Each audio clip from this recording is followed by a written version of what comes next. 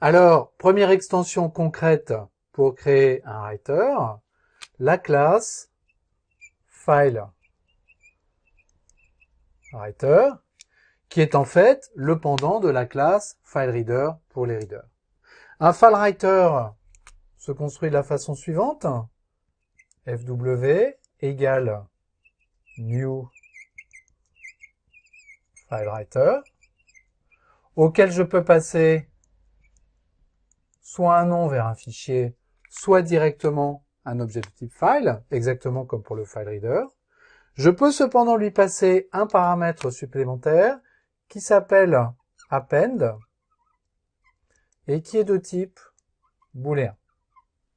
Append signifie que si je veux écrire dans le fichier dont je passe le nom en paramètre, plutôt que d'effacer ce fichier, de remettre son contenu à 0 et d'écrire dedans comme s'il s'agissait d'un fichier vide, je vais ajouter le contenu que j'écris au travers de ce FileWriter à la fin de ce fichier. C'est un comportement très classique et auquel on peut s'attendre.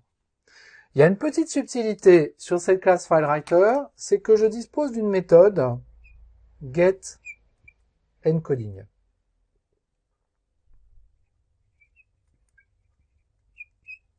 Cette méthode getEncoding me retourne une chaîne de caractères et par défaut, la valeur de cette chaîne de caractères, ça va être UTF-8.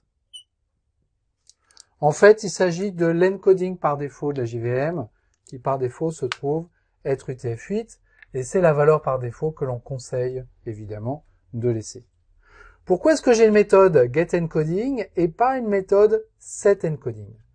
On ne peut pas encore répondre à cette question, c'est encore un peu tôt, parce qu'il nous manque un objet pour pouvoir exactement expliquer comment les choses se passent.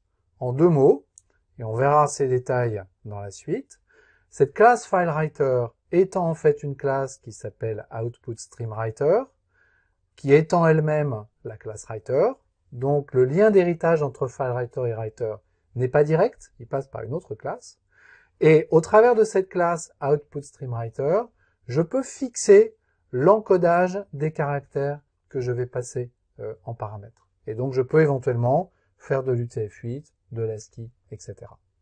Quand on utilise FileWriter, en principe, c'est de l'UTF-8 que l'on fait.